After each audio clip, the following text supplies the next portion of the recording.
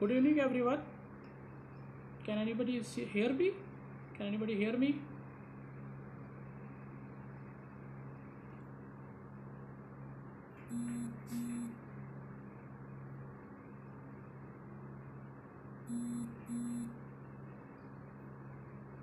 Okay, okay, everybody hear me. That's good. So, okay, thank you, everyone. Thank you.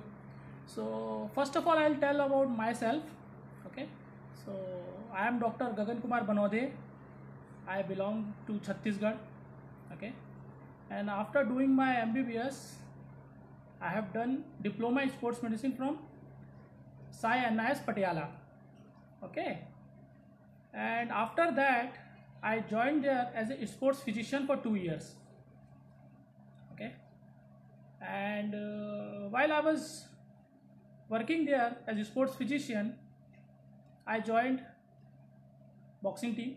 Okay, so Indian boxing team के साथ जुड़ा रहा मैं 2 साल, और इंडियन बॉक्सिंग की टीम के साथ मुझे मौका मिला कॉमनवेल्थ गेम्स में जाने का 2014 में, जहां हमारे 3 बॉक्सर्स के सिल्वर मेडल्स आए थे. ओके, देवेंद्रो, विजेंदर और मनदीप का. ओके, और उसके बाद मैंने एमडी फिजियोलॉजी किया है एम्स न्यू दिल्ली से, बिकॉज मुझे एक्सरसाइज फिजियोलॉजी में बहुत ज़्यादा इंटरेस्ट था. तो you can all hear me right? Correct, no problem. Okay, good. और अभी हमने एक इंडियन लेवल की सोसाइटी बनाई है जिसका नाम ICCM है, Indian society of sports and exercise medicine, and we are working towards helping athletes. Okay, so right now हम एथलीट्स को हेल्प करने की कोशिश कर रहे हैं ताकि उनको आगे जाके जो इंजरी होता है, मैनेजमेंट होता है, जहाँ पे स्पोर्ट्स डॉक्टर की कमी है, उन लोग को स्पोर्ट्स डॉक्टर प्रोवाइड कर सकें. तो आज मैं पैफी के माध्यम से आप लोग की क्लास लेने वाला हूँ, और इस क्लास का नाम है introduction to sports biomechanics. Okay, so first of all I will tell you what is sports medicine. Okay, so what is sports medicine? So basically, sports medicine covers sports and exercise medicine covers various aspects of medicine. Okay, like it covers injury management, on the site management, trauma. Okay, trauma, injury management. Then it also covers rehabilitation part. What will you do after the injury? Okay, on site management हो गया. उसके बाद when the player recovers, you will do rehabilitation part, and along with the physiotherapist and all. Okay, you will do rehabilitation. This is not all, you also do the prevention part. Okay, so what will you do for prevention? Strengthening exercises. Okay, like when I was with the boxing team, lot of players were injured. So what we used to do? What we used to do for prevention? Okay, so prevention के लिए क्या करेंगे? Strengthening करवाएंगे. You will do the strengthening exercises. Okay, there are various strengthening exercises. Okay, like if you have a lower limb injury. Okay, so you will strengthen the lower limb muscles. Simple. Like if you have new injuries, to support the knee, what will you do? To support the knee, what will you do? You will strengthen the quadriceps muscle above, hamstrings above in the back side, and lower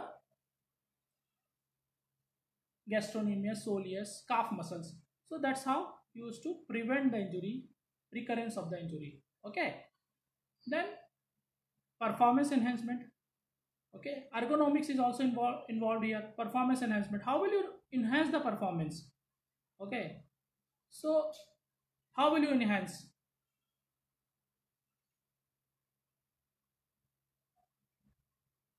By strengthening. Okay, strengthening, preventing the injury, and also working on the biomechanics. Now here comes the biomechanics part. Okay, so basically what is biomechanics? Okay, if I tell you what is biomechanics, So first of all, biomechanics, it is science which study the forces which are working externally and internally on the body. Okay, so it consists of two parts, kinematics and kinetics. Okay, so as you see, name itself tells biomechanics, so machinery is involved and biological concept is there. Biomechanics, so it consists of two parts, kinematics and kinetics. So what is kinematics? Kinematics is related to the motion. Okay, so you have to understand this first, because in the further later on I will tell more about the use of this kinetics and kinematics for the enhancement of the performance and also decreasing the injury. Okay, so biomechanics is used for the prevention of the injury and also enhancement of the performance. Okay, so it consists of two parts as I told you, kinematics. Okay, wait a second, can you hear me? Hello, now can you hear me? Yogesh Kumar, can you hear me now? Is it okay now? Okay, one second, one second, one second.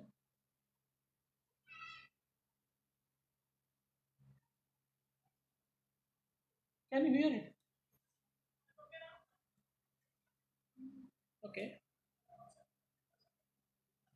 Am I audible now?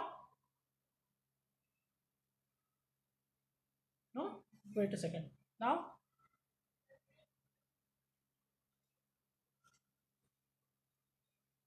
Okay, okay, wait.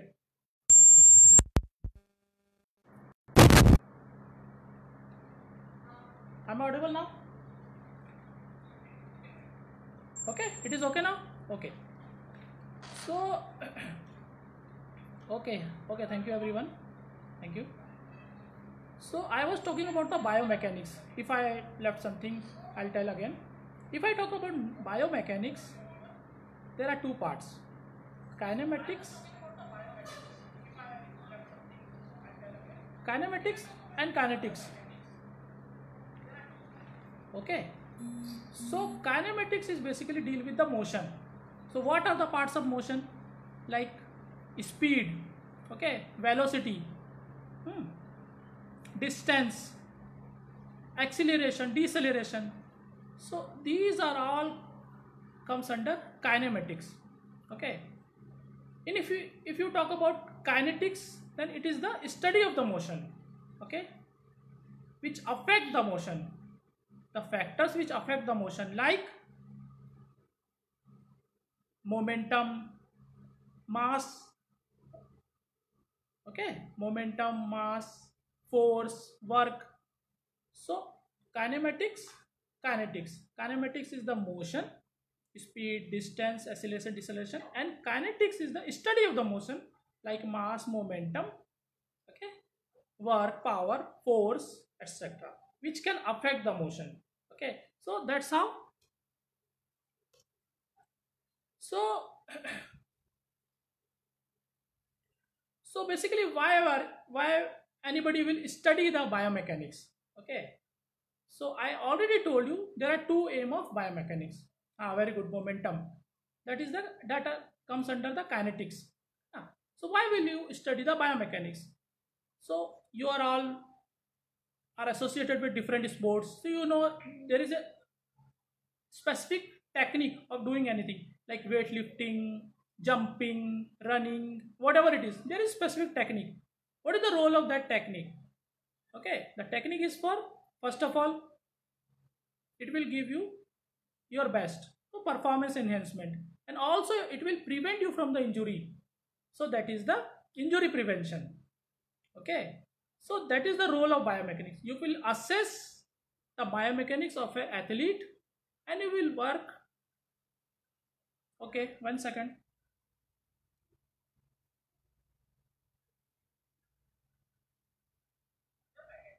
Okay, one second.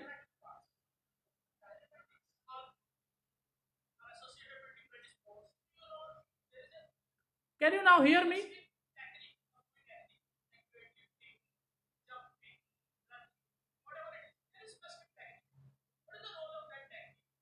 Can you hear me now, everyone?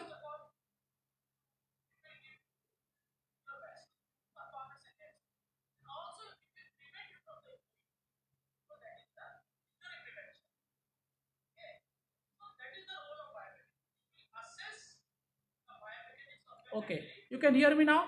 Okay, Avdesh, no issue. Okay, okay, let's move forward. Okay, so okay, somewhere it is not audible, somewhere it is audible. Okay, if okay, Avdesh can listen me, Kulvinder can listen me. So I think it is audible. Okay, mic is too far away. Okay, I'll close it down. Is it okay now? Okay, now audible.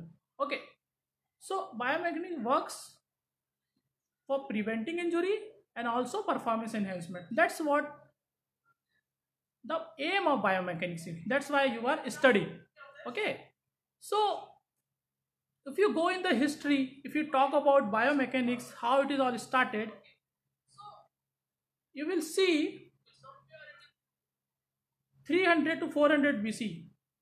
Aristotle itself worked on the biomechanics. How he worked? He studied the motion of different birds, okay, and different animals, and compared it with the human motion. Okay, so that's how he studied. Even Leonardo da Vinci studied. But if you talk about the modern science, the first scientist to study the kinesiology was Pausen Castom in early 1900s. They were the first to give the concept of biomechanics. Okay. Okay, Nageswara Rao, I will give you the PPT. Don't worry. है ना? I will mail you all. Don't worry about that. I'll upload the PPT. Don't worry about that. Okay. Even I wanted to share the PPT, but because of some glitch, it is not sharing. So don't worry about that. I'll give you the PPT. Don't worry. Okay. So I was talking about the history. So we are studying biomechanics since early BC, 300 BC. Okay, but in the modern times, it has started in early 1900s by the name of kinesiology. Then later on, I told you biomechanics, kinematics, kinetics words came in the picture. Okay, so if we talk about, if I talk about, if I talk about the different welcomed option. Okay, so if I talk about the different motions, okay, like movement of the hand, movement of the legs, it occurs in different planes. Okay, so let's start with that. That will be very easy. Okay, okay, Nageshwar Rai, you're welcome. So movement occurs in different planes. Okay, so if you talk about, there are three main planes are described. Okay, anteroposterior, that is the sagittal plane, sagittal axis. Okay, sagittal plane. Then the coronal plane and transverse plane. The motion occurs in these different planes. Okay, so what is the sagittal plane? That is the anteroposterior. Okay, so this is sagittal. Like you see, anteroposterior. Hand is moving forward, backward. Right? So this is sagittal.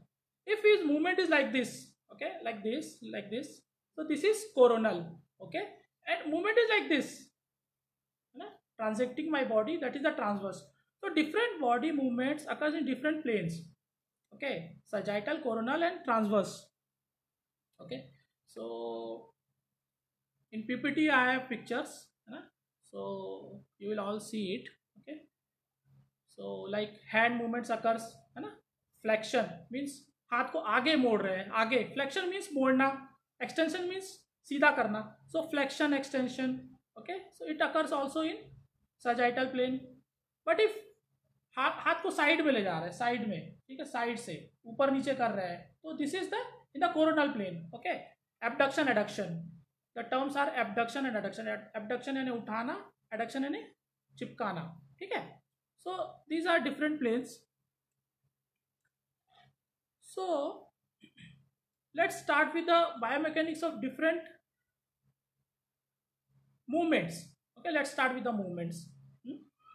So let's talk about the standing first. एक आदमी खड़ा हुआ है. What is the normal stature? Okay, how will you assess and what can be the abnormalities?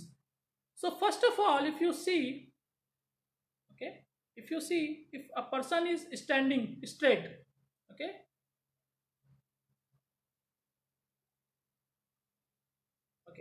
so if a person is standing straight, the line, okay,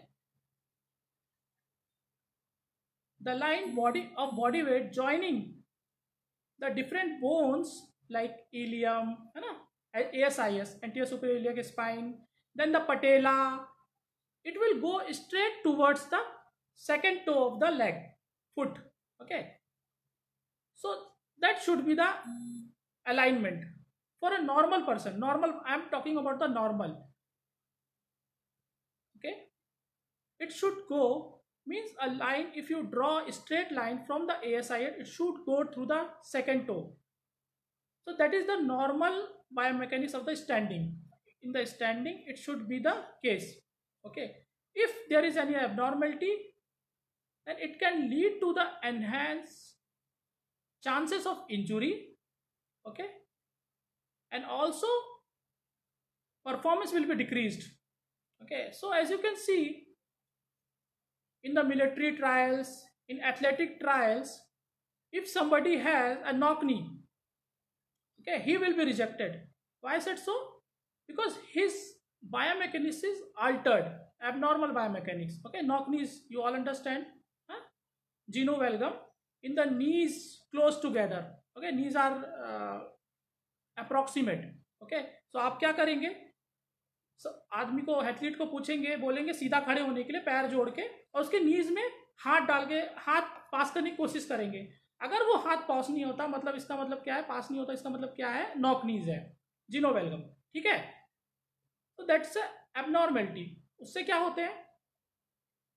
अगर abnormal lower limb abnormal biomechanics है तो क्या हो सकता है? Injury के chances बढ़ जाते हैं, डिफरेंट इंजुरीज हो सकती है. ओके, सो ये एक एबनॉर्मल. ऐसे ही एक चीज आती है बायोमैकेनिक्स में, stability. Okay, so what is the stability? Means base of support. Okay, stability base of support. तो if you see in different sports, the stability is different, base of support is different. कुछ में stance जो है wide stance होगा तो stability ज़्यादा होगी. Just like tennis player. Okay, tennis player क्या कहते हैं? या फिर स्प्रिंटर. टेनिस प्लेयर और स्प्रिंटर में क्या होगा? वाइड बेस, पैर को ऐसे फैला के, और स्प्रिंटर में तो हाथ भी सपोर्ट के लिए रहता है, तो वाइड बेस, स्टेबिलिटी बहुत ज़्यादा बढ़ जाती है. बट अगर आप हेड स्टैंड करें, या फिर जिम्नास्टिक्स में देखें, जिनमें जिम्नास्टिक्स करते हैं, एक लेग पर परफॉर्म करते हैं, स्टेबिलिटी बहुत कम हो जाती है. ठीक है, तो स्टैंडिंग में, स्टैंस में दो चीजें इंपॉर्टेंट है. एक तो नॉर्मल है या नहीं biomechanics, line of joining. Okay, normal है कि नहीं? या ओके, हाँ. तो और दूसरा stability, base of support. Okay, so in different sports there is a different stability. Okay, तो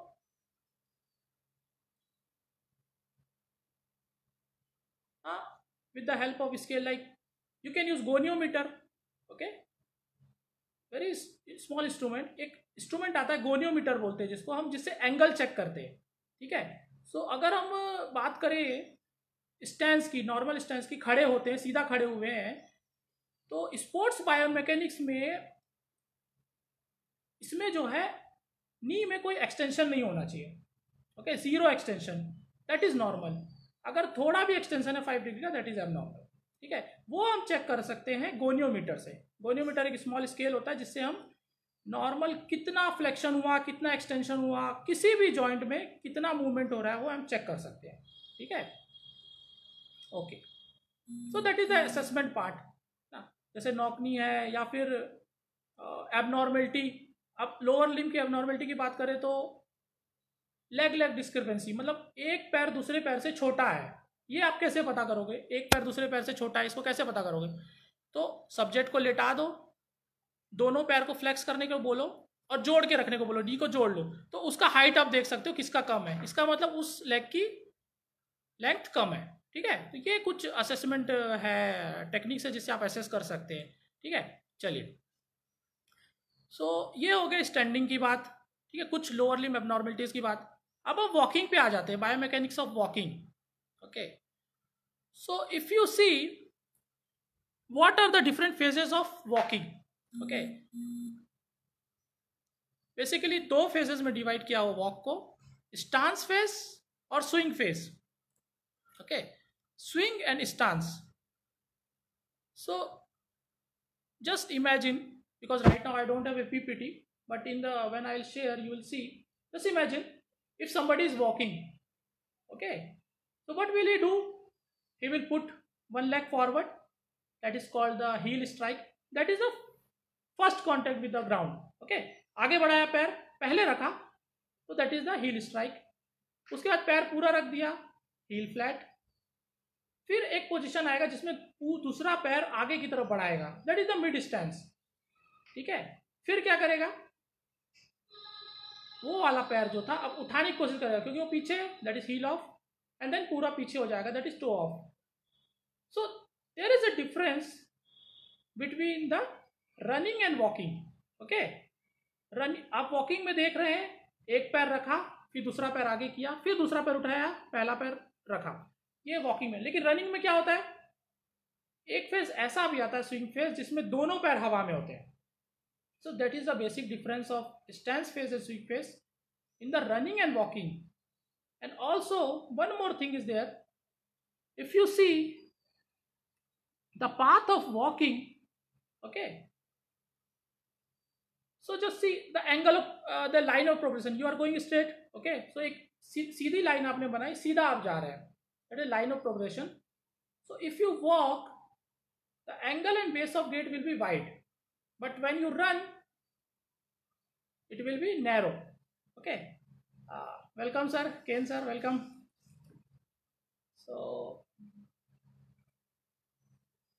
So I was talking about the walking, the normal biomechanics of walking. So I told you about the different phases. Okay, there is a stance phase, there is the swing phase. Okay, so normally what happens during the walking, one very important thing I wanted to tell you is that there occurs a tilting of pelvis during walking, anterior tilting. Okay, so pelvis क्या होता है, आगे की तरफ मुड़ता है, that is the anterior tilting of the pelvis, that is the normal. Okay, so let's say because of some injury, low back pain, okay, और any injury, lumbar lordosis, किसी भी कारण से एंटीरियर टिल्टिंग नहीं होती है, then it can lead to different injuries, और vice versa. If there is no anterior tilting it will prone the athlete for the injuries. Okay, क्या इंजुरी हो सकता है, लोअर बैक हो सकता है, हैमस्ट्रिंग हो सकता है।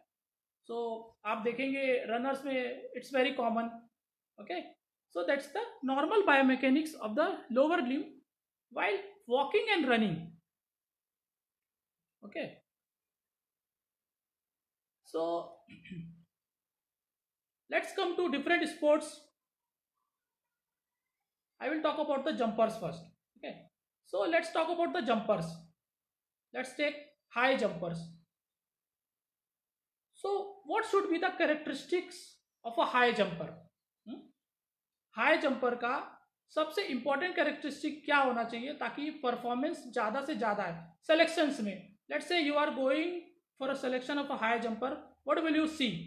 Okay, so most important thing the height of the athlete. Okay, height, it is very important. If you see the world records also, more height it will give you more jumping height. Why is it so? Because when you have a more height, your center of gravity will be higher. Okay, so if your center of gravity is higher, you will go higher while jumping. Okay, what are the other factors which can help you to gain a higher jump। Okay, एक high jump लेने के लिए और क्या क्या factors हो सकते हैं जो कि आपको हायर जंप लेने में हेल्प करते हैं। So if you see a high jumper, first of all there is a angular momentum। Okay, he is coming in a half circle, then take a jump through 1 foot। Okay, 1 foot से वो, what is the causes of shin pain? shin pain के तो बहुत सारे causes हो सकते हैं। First of all it can be due to overuse injury हो सकता है shin pain। ओके, ओवरयूज में क्या होगा, अचानक से आपने ट्रेनिंग बढ़ा दिया। ओके, ट्रेनिंग बढ़ा दिया तो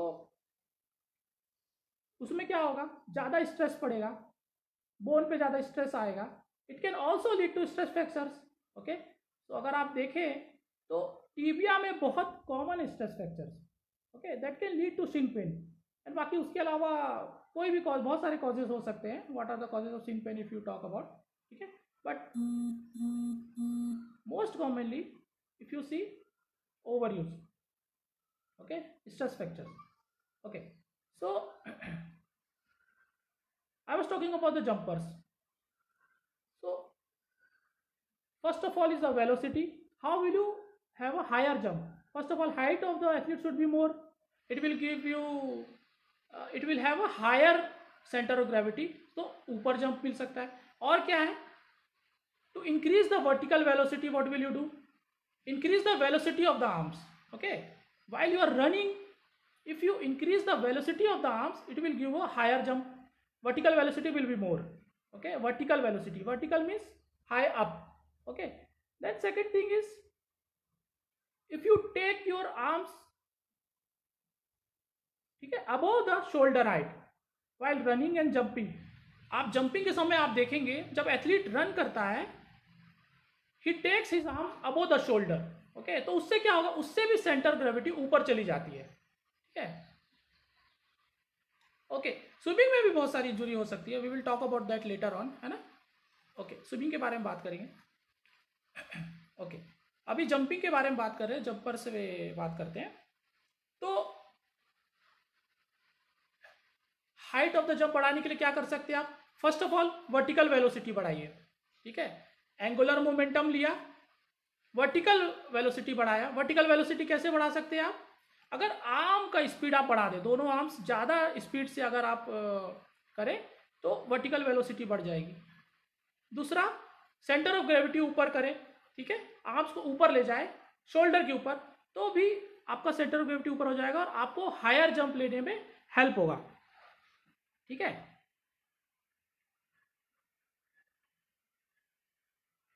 एक और टेक्निक होती है, एक और टेक्निक होता है जो कि बेसिकली हायर जंप का टेक्निक है। इसमें बार क्लियर करने के लिए जब वो अबो द बार होते हैं, जब हेड वो ले जा चुके होते हैं, तो वो क्या करते हैं, generally it is said like कि आप तभी तक मूवमेंट कर सकते हैं जब तक आप लेग टो ऑफ नहीं करते। टो ऑफ करने के बाद मूवमेंट नहीं होता, लेकिन ऐसा नहीं है। जब बार के ऊपर होता है, हेड नीचे जाता है, तो जनरली एथलीट्स जो करते हैं वो हेड को नीचे पुश करते हैं। अगर आप एक वीडियो देखें हाई जंपर का, एथलीट जो है हेड को नीचे पुश करते हैं बैकवर्ड्स, उससे क्या होता है, हिप अपलिफ्टमेंट होता है। हिप अपलिफ्टमेंट होने के कारण बार को क्लियर करने में हेल्प मिलती है। ओके, सो ये कुछ टेक्निकल पॉइंट्स है बायोमैकेनिक्स के जो हाई जंपर्स में हेल्प होते हैं, हाई जंपर को हेल्प करते हैं। Okay, angular momentum, vertical velocity, okay, then head tilting, okay, and movement of the arms, faster movement of the arms vertical velocity बढ़ाने के लिए, और हायर अबो द शोल्डर, अगर अबो द शोल्डर है centre of gravity ऊपर हो जाएगा। ठीक है, तो ये कुछ है चीज़ें जो कि हाई जंपर को हेल्प करती है। ठीक है, ऐसे ही अगर हम लॉन्ग जंपर की बात करें, if you see a long jumper, same things considered there also, centre of gravity, like when they are jumping, long jumper की बात कर रहा हूं मैं, जब वो जंप कर रहे हैं तो एक लेग से जंप कर रहे हैं, सो they have to take a maximum distance. So what should be the angle of that jump? Okay, that angle should be 45 degree to attain a maximum distance. Okay, Optimal distance can only be attained, maximum distance can only be attained by having a angle of 45 degree. Okay. Then जैसा कि आपको मैंने बताया था, high jumpers में, long jumpers भी हाथ को ऊपर ले जाते हैं सेंटर ऑफ ग्रेविटी को ऊपर करने के लिए. ठीक है, सेंटर ऑफ ग्रेविटी ऊपर करने के लिए क्या करेंगे, दोनों आर्म्स को रेज करेंगे. ठीक है, तो उनको ज़्यादा हाइट मिलेगी. उसके अलावा one more thing they do, जो फ्री लेग है, वन लेग से जंप कर रहे हैं, जो अदर लेग है उसको भी वो हायर उठाते हैं, ऊपर उठाते हैं, ऊपर उठा के रखते हैं ताकि सेंटर ऑफ ग्रेविटी ऊपर हो जाए. ओके, ठीक है.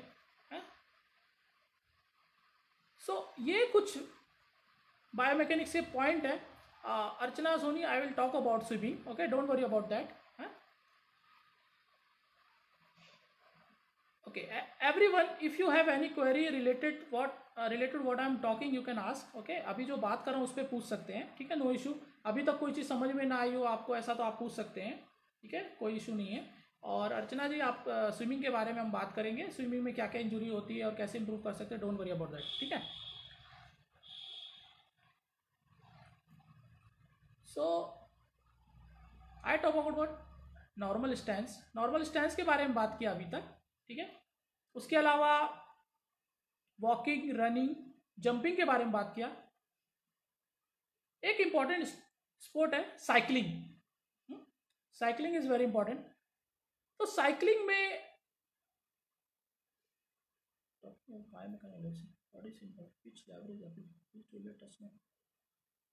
okay, what leverage should be used as you are talking about biomechanical? Okay, maybe you are talking about the biomechanical, what are the instruments we use or the assessment, right? Technological advancement. Okay, I'll talk about technological advancement later on. Don't worry about that. ठीक है, technology में हम क्या क्या use कर सकते हैं biomechanical analysis के लिए, right? Like high definition cameras are used. Okay, force platforms are used. Okay, तो उसके बारे में मैं बात करता हूँ अभी. ठीक है, don't worry about that. Technology के बारे में अभी मैं लास्ट में बात करूँगा. ठीक है Randhir ji, don't worry. Okay, so cycling के बारे में बात करते हैं. तो साइकिलिंग के लिए सबसे इंपॉर्टेंट चीज है, what is the height of a seat, है ना? Height of a bicycle seat cycling में. ठीक है, why is it so? Because seat का हाइट ऑप्टिमम होना चाहिए मैक्सिमम परफॉर्मेंस के लिए.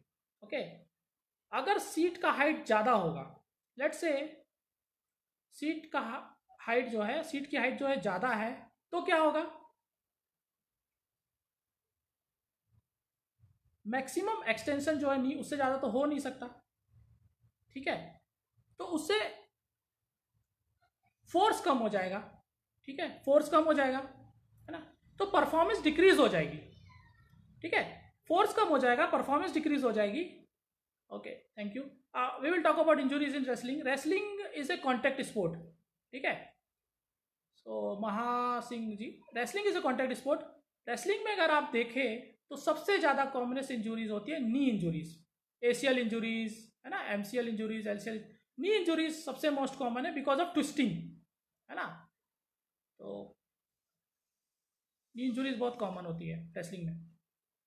ठीक है, और जैसा मैंने पहले भी कहा था, क्या है, बायोमैकेनिक्स की अगर हम बात करें और स्पोर्ट्स मेडिसिन की बात करें, तो इंजुरीज के लिए सबसे इंपॉर्टेंट होता है प्रिवेंशन करने के लिए आपको स्ट्रेंथनिंग करना पड़ेगा, और रिहेबिलिटेशन में भी स्ट्रेंथनिंग करना होता है. ठीक है, तो कोई भी इंजुरी हुआ, इसका ट्रॉमा ट्रीटमेंट हुआ, ठीक है, उसके बाद रिहेबिलिटेशन सबसे इंपॉर्टेंट पार्ट है, जिसमें आप नी को अगर सपोर्ट कर रहे हैं तो क्वाड्रिसेप्स, हैम्स और काफ का स्ट्रेंथन करना पड़ेगा.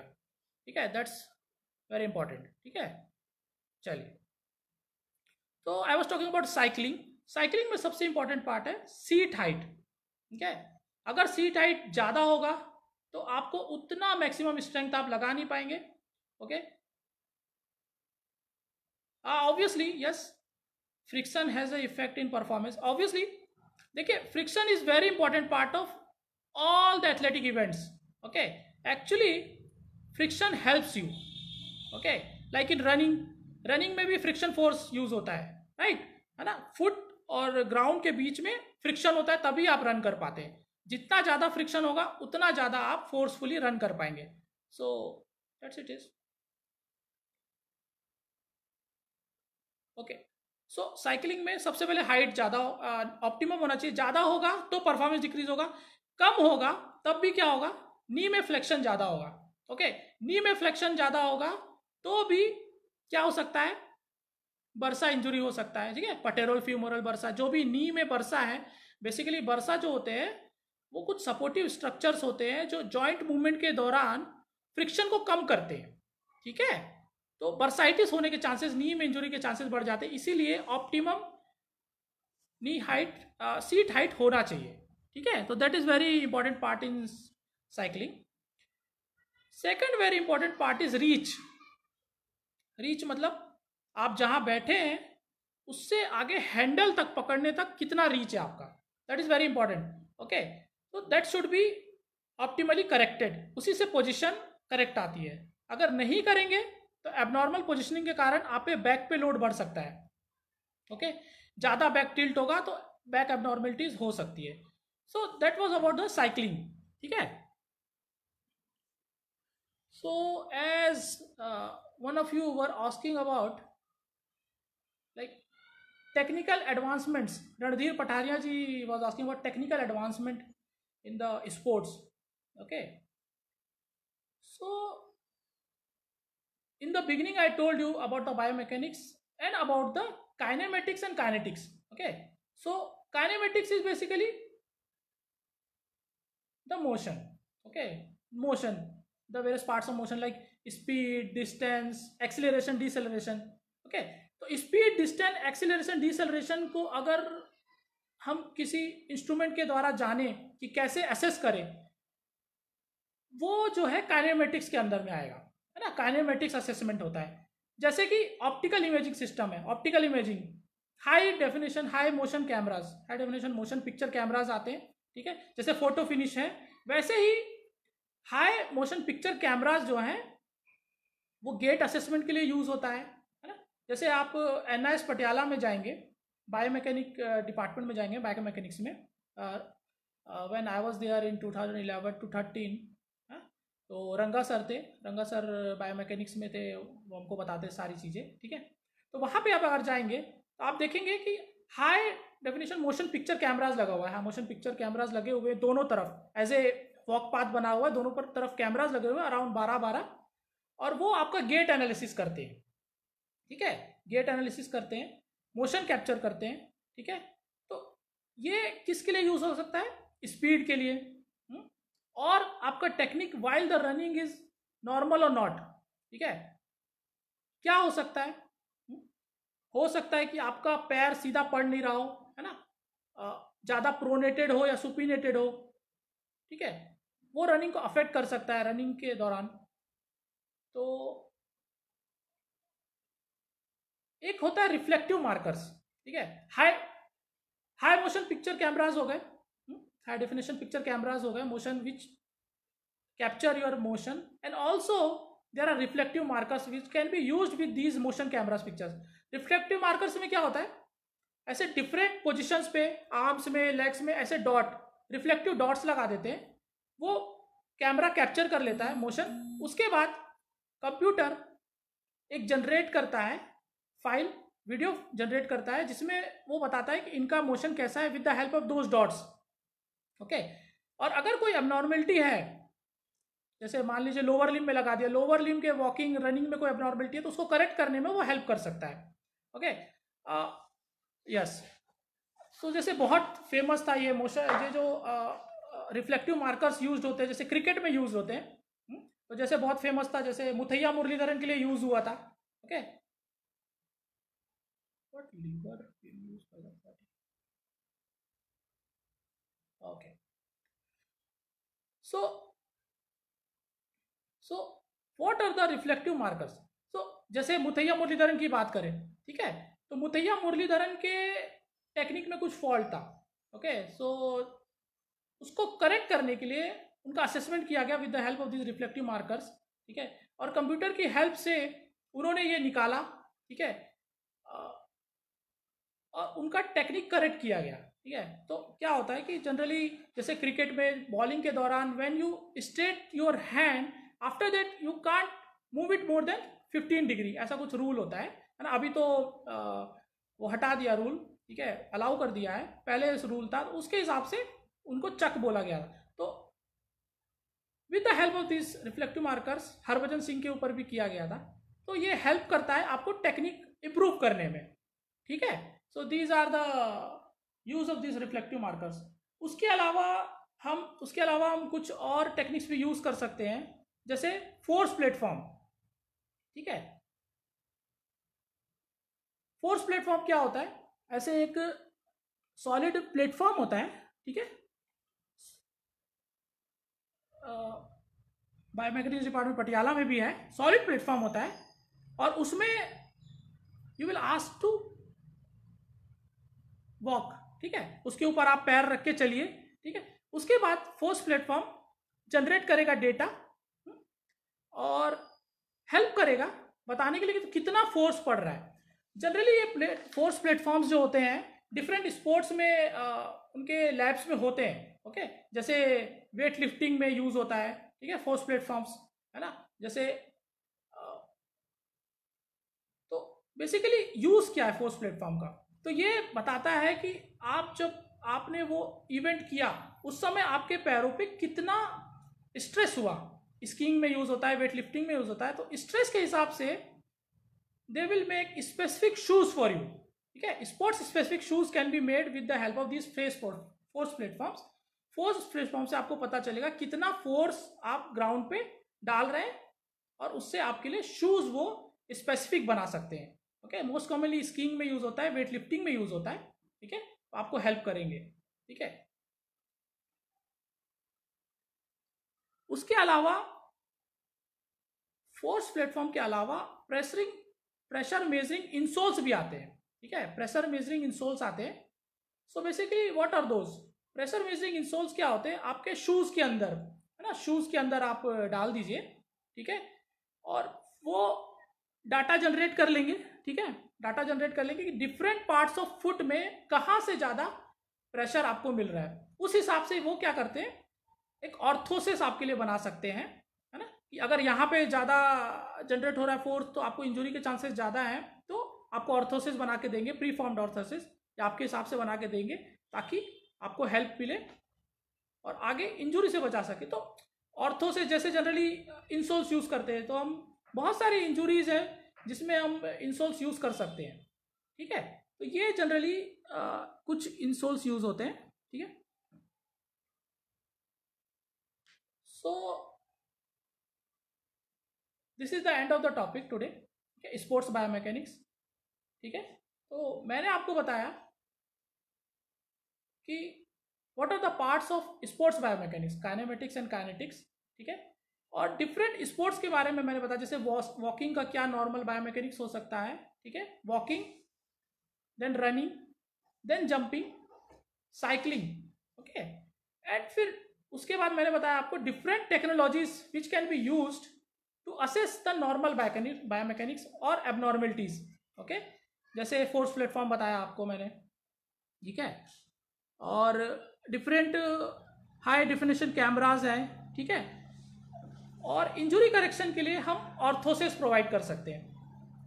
ये प्रेशर सेंसिटिव इंसोल्स लगा दिए, डिफरेंट आपका जनरेट हो गया कितना प्रेशर है, और उसके लिए आर्थोसिस आपको बना के दे दिया, ठीक है। So that's how you will assess the biomechanics of a subject, और इंजुरी प्रिवेंशन में और परफॉर्मेंस एनहेंसमेंट में भी इससे हेल्प मिलता है, ठीक है। ओके, ठीक है। अब मुझे ये बताइए, please define sagittal plane axis. Okay okay, so in the beginning I told you, because हर मूवमेंट जो है इन्हीं प्लेन्स में होता है, ठीक है। So sagittal plane antero posterior, ठीक है, सजाइटल प्लेन भी एंटेरो पोस्टीरियर, ठीक है। तो कैसे होगा? जैसे मेरा हेड है, अगर आप देखें स्ट्रेट, तो if I put hand like this, this will be the sagittal plane. Are you getting it? Huh? Okay, this is the sagittal plane. Okay, now I'm moving my head anterior, posterior. Okay, so this is moving in the sagittal plane and this is moving in the sagittal plane. Okay, if I talk about coronal plane, this is the coronal plane. Okay, so let's see, this is the coronal plane. Okay, this is the coronal plane. ये ऐसा anterior posterior sagittal plane था, ये coronal है. तो अगर मैं ऐसे movement करूँ तो this is in the coronal plane. Okay,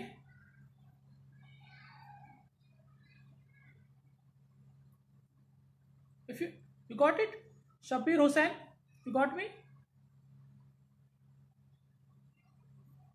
Sagittal plane, coronal plane, transverse plane. Movement in the sagittal plane, movement in the coronal plane. Transverse तो ऐसा आड़ा होगा हमारे बॉडी से. ठीक है,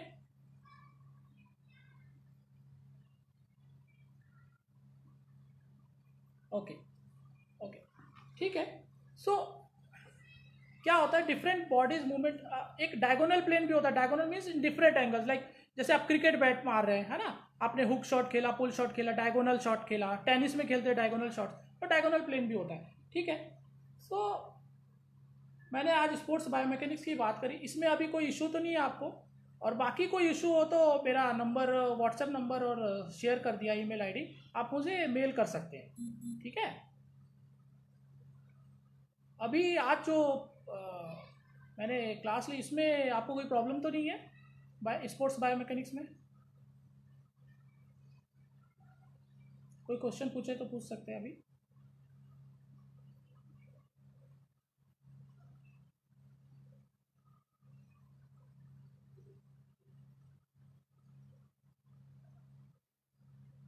ओके,